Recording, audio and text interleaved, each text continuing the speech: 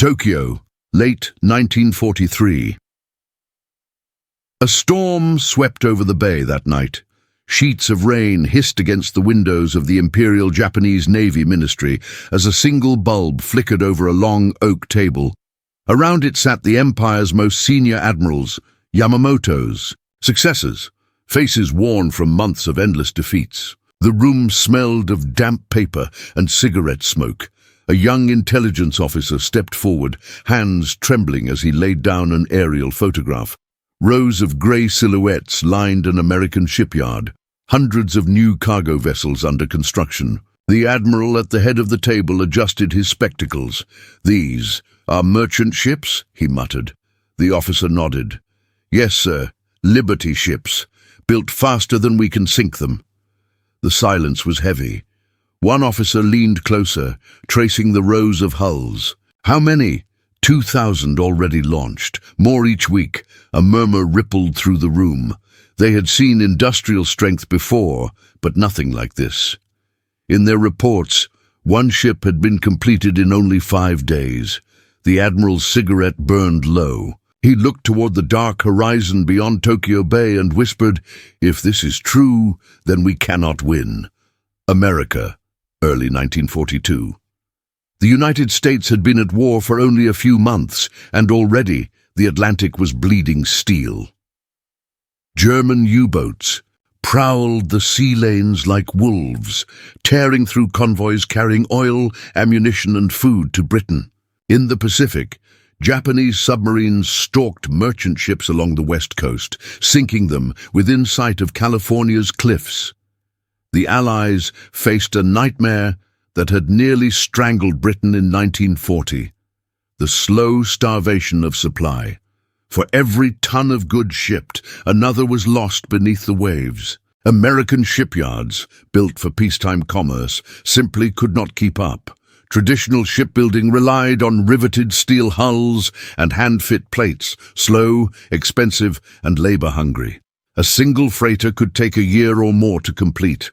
President Franklin D. Roosevelt saw it clearly. Guns and tanks meant nothing if they could not reach the battlefield. The war, he declared, would be won not by generals, but by production.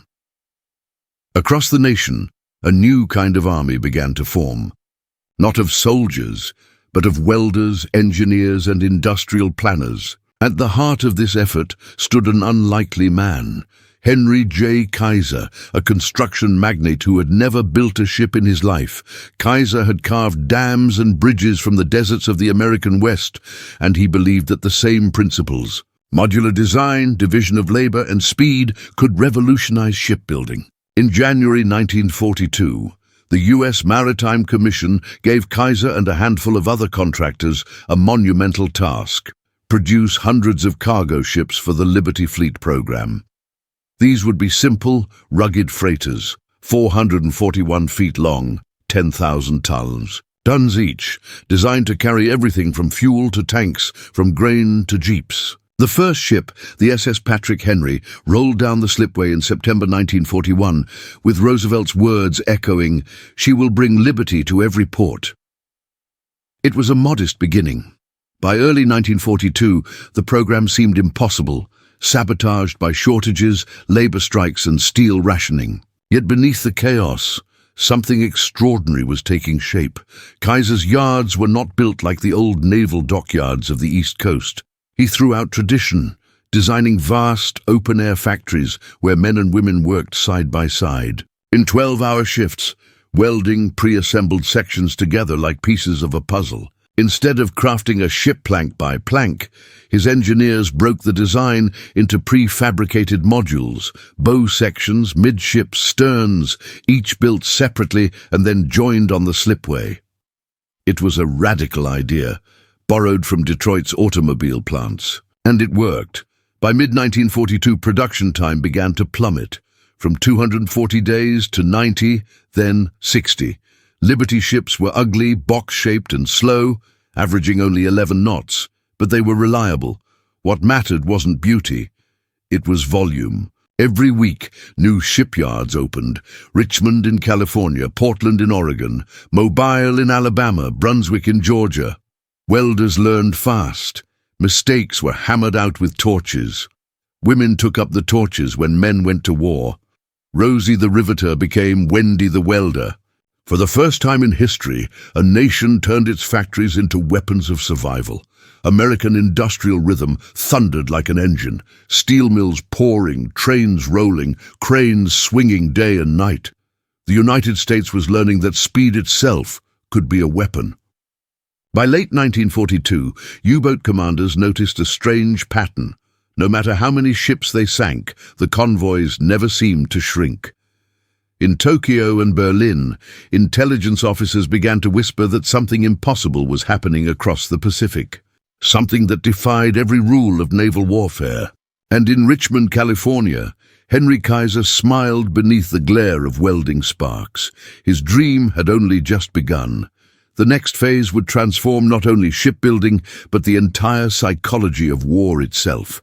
By early 1943, the United States had solved a problem no navy in history had ever faced: how to mass-produce ships as if they were automobiles. The transformation began inside the roaring forges of Henry Kaiser's shipyards on the West Coast, Richmond, Vancouver, and Portland, where sparks rained from thousands of torches and floodlights turned night into day.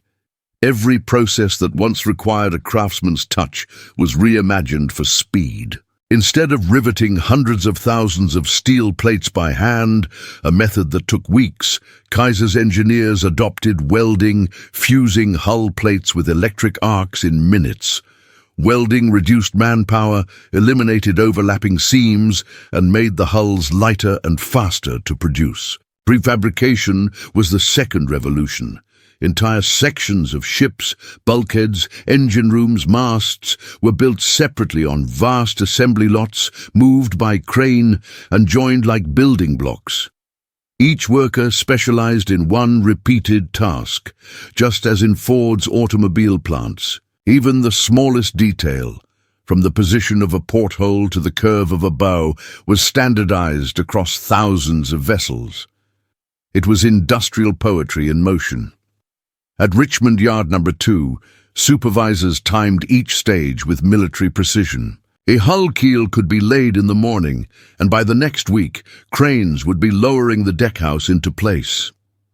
Meanwhile, trainloads of steel rolled in from Pittsburgh and Chicago, feeding the furnaces 24 hours a day. This pace was unprecedented. Traditional shipyards like Bethlehem Steel had once required a year to produce a single freighter. Kaiser's team soon cut that down to 40 days, then 30, then 20. Each new milestone became a challenge and a spectacle. In November 1942, the SS Robert E. Peary stunned the world.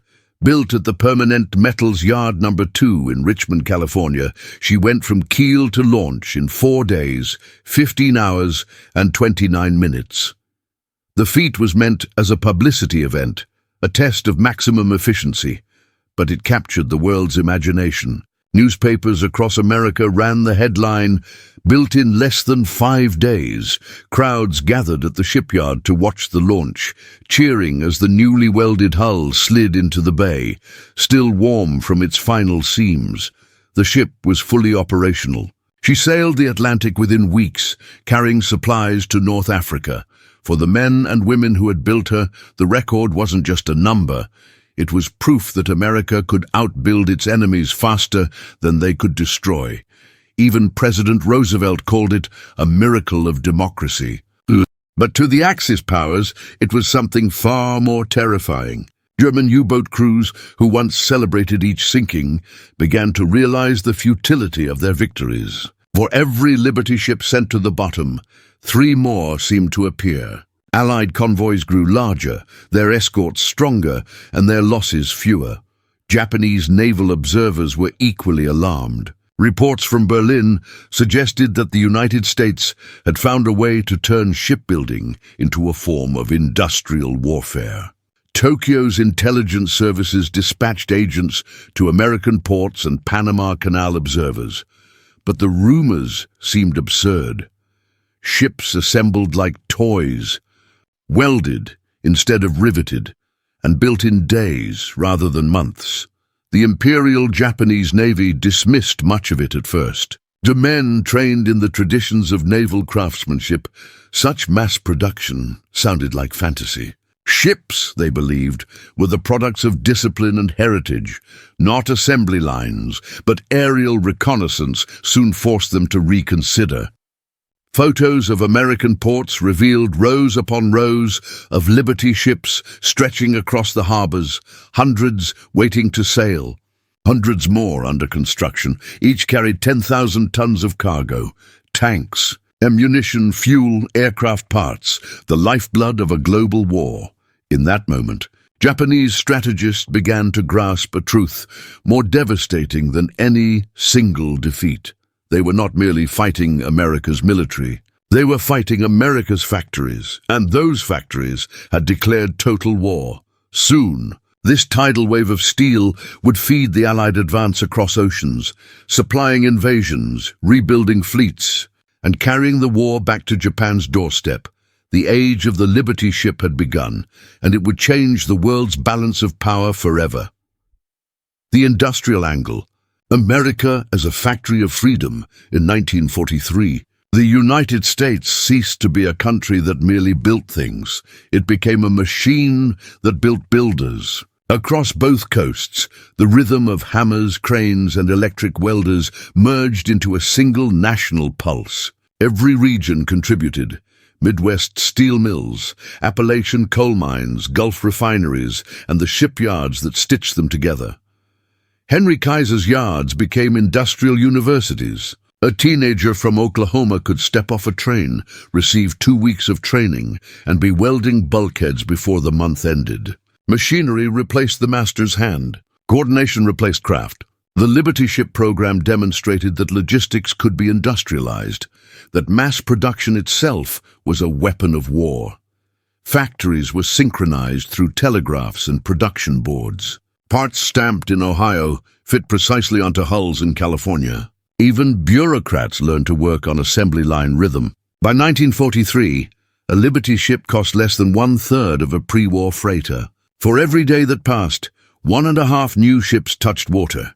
America's secret weapon was not steel, but organization, the ability to turn human effort into mechanical efficiency. The Empire of Japan, bound by hierarchy and manual tradition, could not comprehend a nation that treated production like warfare, and this industrial war had only just begun. The human angle. Welders of victory behind the machines were people who had never seen the sea. Housewives, teachers, farmers, and migrants from the Dust Bowl poured into Kaiser's shipyards. They arrived with calloused hands and hope, not for glory but for work. Women filled positions once closed to them: welders, crane operators, pipe fitters. Their coveralls were stiff with grease, their faces streaked with soot. Rosie the Riveter became the symbol of a nation that no longer waited for men to return. It built the means to bring them home. African-American workers, long shut out of union jobs, found a place in Kaiser's egalitarian yards. In Richmond, integrated crews broke barriers years before civil rights laws were done. Shipyards became miniature cities. Canteens served 100,000 meals a day. Nurseries cared for workers' children. Buses ran through the night. The workers were not soldiers, but they understood their role. Each weld could mean food for soldiers in Italy or fuel for fighters over the Philippines. When the whistle blew, they did not see ships. They saw lifelines. Every launch was cheered like a victory. For these men and women, liberty was not an ideal. It was a ship sliding into the Pacific, carrying hope aboard. The technological angle, the welded revolution.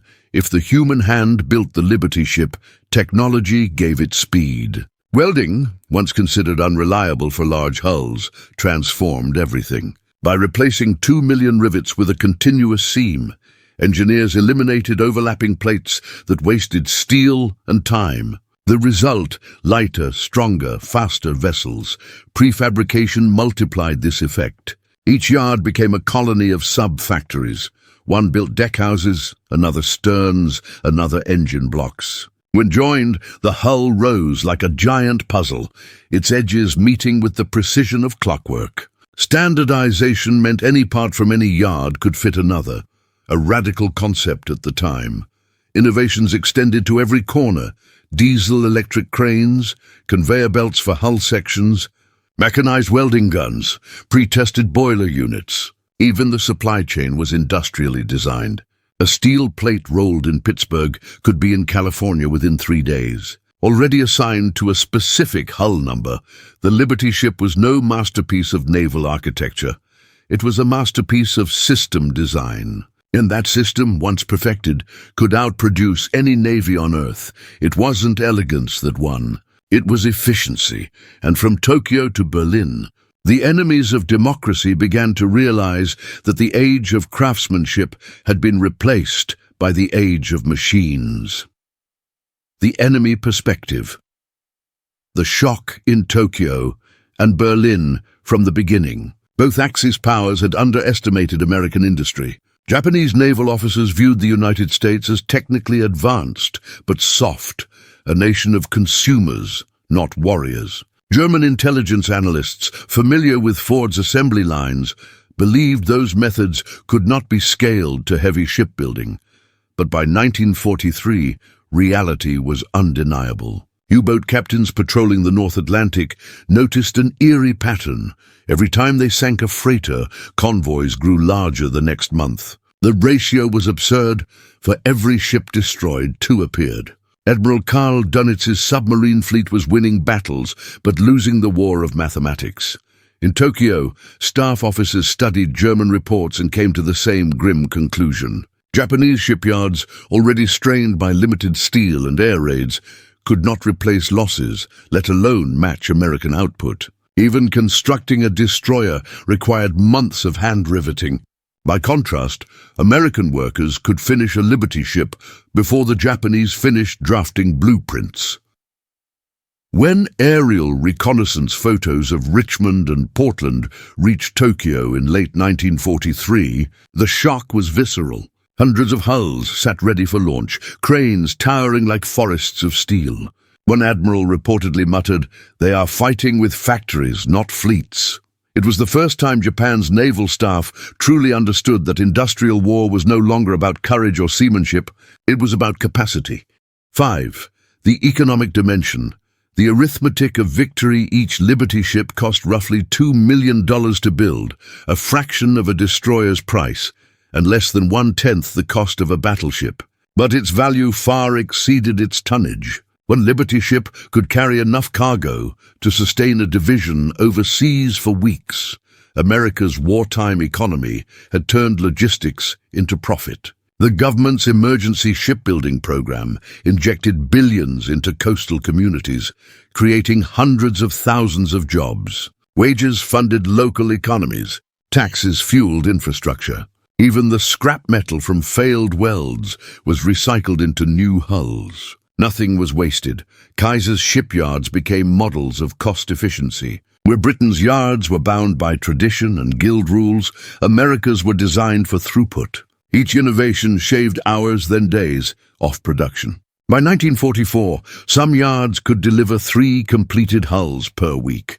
It wasn't only the speed that mattered, it was sustainability. Liberty ships required fewer materials and less maintenance. They could be converted into hospital ships, tank carriers, or repair vessels. Each one extended the global reach of the Allied war machine. For economists studying the conflict, the math was simple and devastating. Axis industry was shrinking. Allied industry was compounding. The Liberty ship became a formula, an equation of inevitability. Every weld, every crane lift, every ship sliding into the ocean was another digit in the sum that spelled defeat for the Axis. The psychological impact. The weapon of endless supply beyond tonnage and statistics. The Liberty ship represented something abstract: momentum. Soldiers at the front called them the ships that never stopped coming. Pilots flying over convoys saw grey lines stretching from horizon to horizon and felt, for the first time, that the war could be won. In London, The sight of Liberty ships arriving daily became a symbol of endurance. Civilians watched convoys entering the Thames estuary, stacked with food and fuel, and realized that the worst days of rationing were over. In the Pacific, Marines joked that Liberty ships carried not only ammunition, but also America's heartbeat. For Axis morale, the effect was the opposite. U-boat crews grew superstitious. They said Liberty ships rose from the sea. Japanese merchant captains spoke of the Pacific turning into an American factory floor. Each new report of record-breaking production, a ship built in a week, then in 5 days, eroded confidence. Even Allied generals understood the psychological edge. Logistics officers referred to the Liberty ship as our silent division, an army of hulls delivering what guns could not. The weapon was not a gun, or a tank, or a plane. It was continuity, the unbroken flow of material power that told the enemy, again and again, we will never run out. That realization broke something deeper than fleets. It broke belief. And from that moment, the war's momentum began to turn. By 1944, the tide of war was no longer measured in victories, but in tonnage. Across the Atlantic and Pacific, Allied convoys formed steel arteries, thousands of grey hulls carrying food, ammunition, oil, and hope. At the heart of this lifeline were the Liberty ships, slow, clumsy, and unglamorous, yet indispensable. Each one carried 9,000 tons of cargo, enough to feed an army corps for days. But it wasn't their capacity that won the war, it was their multiplicity. There were so many that no loss mattered. In the Atlantic, German U-boats had once prowled freely. By 1942, they had sunk nearly 8 million tons of Allied shipping. But the following year, something extraordinary happened. The losses didn't matter. For every Liberty ship torpedoed, 2 new ones sailed out. Convoys once feared now moved with confidence. Allied radar, air escorts, and destroyers combined with an industrial rhythm the Germans could not match. Admiral Dönitz, once certain his wolf packs could starve Britain, wrote in frustration, "We can sink them, but we cannot stop them." The industrial miracle had become a strategic weapon. In the Pacific, Liberty ships transformed America's reach. When the U.S. Marines landed on Guadalcanal in 1942, supply lines were thin and desperate, but by 1944, when they invaded Saipan and Leyte, the fleets that supported them were nearly limitless. Every beachhead was followed by a flotilla of Liberty ships unloading bulldozers, gasoline, and prefabricated airfields. They carried the infrastructure of victory. Each ship was a floating warehouse. Some carried tanks, others fuel drums stacked to the sky. Some were converted into repair bases, hospital ships, or attack cargo vessels with cranes capable of unloading entire tanks onto beaches under fire. The Liberty ship's simplicity became its strength. It could sail in any convoy, carry any load, and be repaired anywhere. Crews learned to love them and fear them. They were noisy, slow, and prone to deck explosions when torpedoed. Yet they kept moving. In 1944, one captain described his ship after surviving 3 attacks. She groaned, she burned, but she would not die. That stubbornness mirrored the nation that built her. As preparations for D-Day began, the Liberty ship reached its destiny. Over 3,000 vessels assembled to carry the greatest invasion force in history across the English Channel. Nearly 300 of them were Liberty ships, loaded with tanks, fuel, rations, and men. They carried 40% of the supplies landed in Normandy, everything from biscuits to bombs.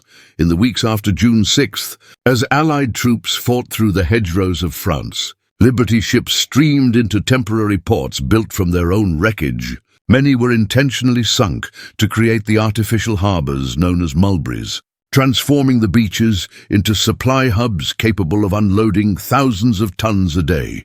Without them, the invasion would have starved before reaching Paris. Even Eisenhower, never given to exaggeration, acknowledged their role.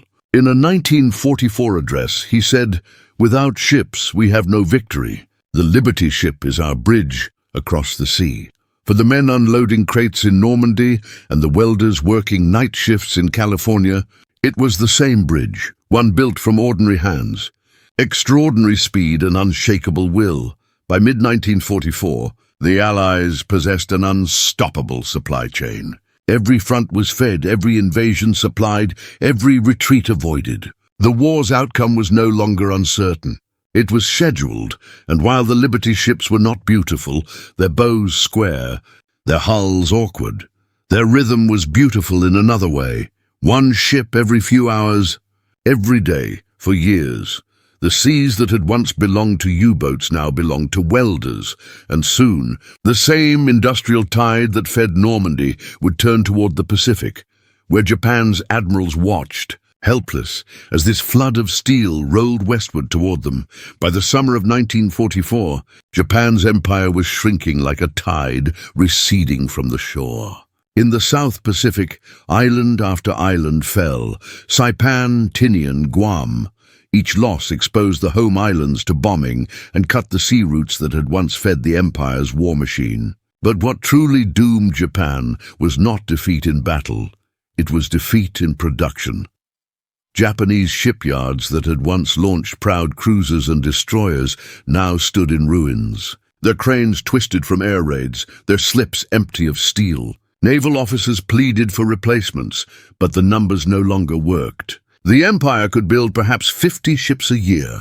America was building that many in a week. From the Imperial Navy's headquarters in Tokyo Bay, reports arrived that seemed unbelievable. Photographs from the Philippines and Guam showed endless convoys. Hundreds of ships horizon to horizon. Not warships, but grey, blunt-nosed freighters, Liberty ships, each one a carrier of destruction disguised as a merchant. They carried tanks for Patton, trucks for MacArthur, rations for soldiers on every front. Some even carried locomotives and rails to rebuild the ports they unloaded in. Japan's admirals stared at the images and understood. America was rebuilding the world while still at war. Admiral Shigeyoshi Inoue, one of Japan's most analytical strategists, once remarked to a colleague in late 1944, "Their factories are our battlefields. And they are winning everyone." He wasn't exaggerating. While Japan struggled to replace a single transport lost to American submarines, U.S. yards launched new Liberty ships by the hundreds. Even when some cracked under stress or broke their keels in storms, replacements were already at sea before reports reached Washington. The Liberty ship program had turned warfare into a continuous process, an assembly line of logistics that could not be bombed, blockaded or stopped.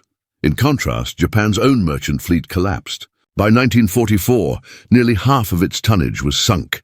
Oil from Borneo could no longer reach refineries. Factories idled for lack of coal. Even rice shipments to the home islands faltered. Destroyers were stranded in port, their bunkers dry, their ammunition rationed. For every gallon of fuel Japan produced, the United States delivered 10,000 across the Pacific, much of it in Liberty ships. This imbalance wasn't just strategic, it was existential. Japanese naval officers, trained to think in terms of tactics and honor, now faced a kind of warfare that ignored both. The Americans didn't fight for glory, they fought for throughput. Their generals measured success not in victories, but in deliveries. Tons landed, ships launched, supplies consumed. When the Americans began bombing Japan in late 1944, Liberty ships carried the very steel that became the bombers' skeletons. The ships were everywhere. In Leyte Gulf, unloading fuel for carrier groups. In Iwo Jima, ferrying tanks through volcanic surf. In Okinawa, feeding entire armies. Even the kamikaze attacks could not stop them. Many Liberty ships burned, some sank, but others kept going, patched with steel, welded at sea, crewed by civilians who refused to turn back. In April 1945, as Okinawa fell, Tokyo's naval staff issued a final report on enemy logistics. It estimated that the United States had produced over 2,700 Liberty ships since 1941, totaling more than 27 million tons of cargo capacity. Japan's surviving merchant fleet was less than a tenth of that. One admiral, Reviewing the figures, set down his pen and said quietly, "We are fighting an ocean of iron." He was right. When American troops landed on the beaches of Luzon, each step they took was supported by a ship that had not existed 6 months earlier. When B-29 bombers lifted off to strike Tokyo, their fuel had been carried by ships built by women welders in Oregon and Alabama. The war was no longer a contest of fleets. It was a contest of systems, and Japan's system had reached its breaking point. As Emperor Hirohito prepared to announce surrender in August 1945, the Liberty ships still sailed, carrying not bombs now, but food and medicine for the people they had once helped to defeat. The same industrial miracle that had armed a world for war was now feeding it in peace. In shipyards across America, the welding torches finally dimmed. Workers leaned on rails, exhausted, as the last Liberty hulls slid into the water. They had built ships faster than nations could fight, and for Japan's surviving admirals, the bitter truth lingered.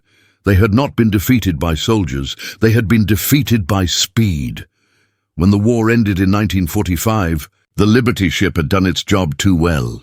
2,110 hulls had been built in less than 4 years, more tonnage than all the merchant fleets of the Axis combined. They had crossed every ocean, delivered every cargo, and made possible every campaign. But when peace came, thousands of them still floated, too valuable to scrap, too abundant to keep idle. The U.S. government faced an unexpected question. What do you do with an army of ships after the war has been won? Many Liberty ships became part of the U.S. Merchant Marine, carrying goods across peacetime routes. Grain, coal, and oil replaced ammunition and tanks. Some were sold to private companies at discounted rates, jump-starting post-war commerce. Others were transferred to allied nations through relief programs, their holds filled not with weapons, but with food and machinery for reconstruction. Europe's recovery, the Marshall Plan, was built on Liberty hulls. Between 1947 and 1952, hundreds of them ferried supplies to devastated ports in France, Italy, and Germany. Their rusted decks and battle scars became symbols of endurance. The ships that had carried destruction now carried renewal. A number of Liberty ships were converted into specialized forms: hospital ships, training vessels, and floating warehouses for the U.S. Navy. Some were adapted for Arctic service. Some became troop transports for the Korean War, and others served as mobile radio relay stations during the Cold War. Their design proved so flexible that naval architects began studying them as blueprints for future freighters. Economically, the program left behind more than ships. It left a blueprint for industrial mobilization. America had learned that speed was not just possible, but profitable. Kaiser's methods, modular design, prefabrication, continuous flow, were adopted by peacetime industries worldwide. Car factories, bridge builders, even housing projects borrowed the lessons of the Liberty Yards. In Richmond, California, the sprawling complexes that had once echoed with riveters became machine plants and warehouses. Some lay silent for decades, others transformed into schools, memorials, or museums, and the workers, the welders of victory, went home changed. Many women stayed in the workforce, no longer willing to surrender their independence. Black workers who had earned fair wages and recognition demanded equality in peacetime as well. The social transformation sparked by the shipyards extended far beyond their steel gates. Yet not all stories were triumphant. Thousands of Liberty ships were hastily built, and some suffered structural failures, brittle steel cracking in cold seas, hulls breaking apart in storms. Engineers later learned that rapid welding, while revolutionary, required metallurgical precision that wartime urgency sometimes ignored. Still, the success dwarfed the failures. The Liberty ship's faults became lessons, its flaws, foundations for better designs. Out of them would grow the victory ships, faster, larger, and more durable successors launched near the war's end. By the early 1950s, Liberty ships carried more than half of the world's merchant cargo. Their boxy silhouettes became as common as clouds on the horizon. They were not glamorous, but they were everywhere. The humble backbone of global trade. In the words of one maritime historian, the Liberty ship did not just win a war, it invented modern shipping, and far away, in Japan, rebuilt from ashes, a new generation of engineers studied those same vessels, learning from the methods that had once overwhelmed their nation.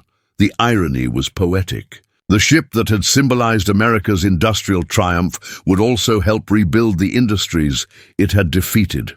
The world was no longer divided by oceans. It was now connected by steel, and much of that steel bore the imprint of liberty. When peace settled over the Pacific in August 1945, Liberty ships didn't rest. They simply changed destinations. Convoys that had once carried men to battle now carried refugees home, returning prisoners of war and entire families displaced by conflict. Their decks, once lined with guns, now bore laundry lines and children's laughter. Some of the ships bore deep scars, jagged welds from torpedo damage, decks patched with mismatched steel, names of fallen crewmen etched into the bulkheads. But they kept sailing. The SS Jeremiah O'Brien, SS John W. Brown, and dozens more continued in service for decades, relics of a war that had ended, yet too strong to be scrapped. A few were preserved as museums, still seaworthy, their engines thumping with the slow, rhythmic pulse of 1940s machinery. Visitors who walk their decks today can still smell the blend of oil, salt, and time, the scent of endurance. For sailors who served aboard them, memories lingered long after the war. They spoke of nights when the sea burned orange from explosions, when convoys vanished into fog, and when Liberty ships steamed forward through storms of steel. They remembered the sound of welding torches echoing across shipyards, and the faces of the women who had built the hulls that carried them home. In post-war Japan, naval historians began to reassess what had happened. The surviving records of the Imperial Navy's Intelligence Division contain sobering comments. One report from 1946 noted, American industrial production represented a new form of warfare, one that no strategy could overcome.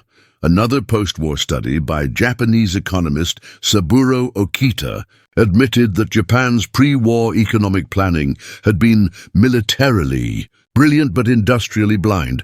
The lesson was simple. No amount of valor could defeat a nation that treated industry as a weapon. Ironically, those same principles would later rebuild Japan. In the 1950s, Japanese shipyards, Yokohama, Kure, Kobe, began adopting the modular welding and prefabrication methods pioneered by Henry Kaiser's yards. Within 2 decades, Japan became the world's leading shipbuilder, producing merchant vessels that carried the global economy. What had once been America's industrial miracle had become Japan's model for rebirth. Across Europe, too, Liberty ships remained a familiar sight. Some flew Greek, Italian, and British flags, sold to private owners, who renamed them but never altered their shape. They carried ore, timber, grain, the materials of peace. In harbors from Hamburg to Calcutta, their silhouettes were instantly recognizable. A stubby funnel, a high bow, a utilitarian symmetry that spoke of wartime necessity. By the 1960s, most had finally reached their end. Many were sold for scrap, their steel melted into the skeletons of skyscrapers, bridges, and new ships. Yet a handful endured, stubborn, reliable, timeless. When the last operational Liberty ship crossed the Atlantic in the 1970s, journalists called it a ghost of the industrial age. But for the men and women who remembered them, it was more than nostalgia. It was proof that democracy's strength had been welded, not born. In Richmond, California, where Henry Kaiser's yards once roared, a small memorial stands near the old slipways. It bears a simple inscription, built to last 5 years, served for 50. Those words capture the miracle better than any statistic. For Japan's surviving admirals and engineers, the Liberty ship remained a haunting symbol, a reminder that they had witnessed something beyond warfare. a civilization's ability to mobilize its creativity faster than its enemies could comprehend. And for America, the Liberty ship became a quiet legend, not celebrated in parades, but in the grainy photographs of shipyard workers smiling beneath helmets of soot and sparks. They had built ships in 5 days. They had built victory in 4 years, and in doing so, they had built a legacy that would sail long after the war's guns fell silent. In the end, the Liberty ship was never about the sea. It was about people, ordinary hands wielding torches, hammers, and hope in a moment when the world was collapsing. They were not heroes in uniform, yet their labor carried armies, liberated continents and rebuilt nations. The welders in Richmond and Portland may never have seen the battles their ships supplied, but their rhythm, day and night, spark after spark, became the heartbeat of victory. Each Liberty ship was a paradox, crude yet elegant, fragile yet unstoppable. It proved that strength in war did not lie only in weapons or strategy, but in speed, adaptability, and collective will. When Japanese admirals stared at those photographs in 1943, rows of hulls stretching beyond the frame, they were witnessing the birth of a new kind of warfare, not one fought with guns, but with capacity. The Liberty ship transformed the concept of national power. Industry itself became a front line. In that transformation lay the deeper meaning of the war, that democracies, when threatened, could turn creativity into force, innovation into endurance. A single worker in a shipyard became as vital as a soldier in the trenches. And beyond victory, the Liberty ship left a quieter message. That speed, when harnessed by purpose, can heal as well as destroy. The same shipyards that once launched engines of war would later build the vessels of peace, trade, and reconstruction. Today, the last surviving Liberty ships sail only on anniversaries. Their engines slow and proud, carrying no cargo but memory. Their decks are museums of steel and silence, reminders that history's greatest weapon was not a bomb or a battleship, but the simple, stubborn belief that anything could be built faster than fear. As their rusted hulls fade into the horizon, they leave behind a truth that outlived every empire they faced. Liberty, like the ships that bore its name, is strongest when it is built together.